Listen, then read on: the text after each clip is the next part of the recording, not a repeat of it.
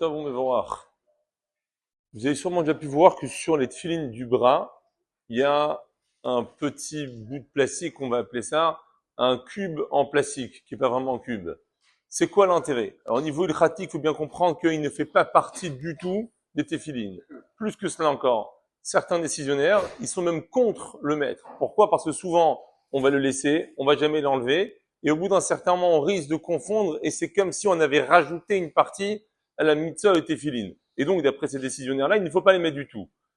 Aujourd'hui, la plupart de ceux qui le mettent, et ainsi la coutume la plus répandue de le permettre de le mettre, on le met avec un certain trou, comme vous pouvez voir, sur la partie supérieure. Il n'est pas totalement fermé, il est troué. Pourquoi est-ce qu'il est troué? Justement, pour qu'on comprenne bien que l'essentiel, c'est pas ce cube, c'est ce qui se trouve à l'intérieur.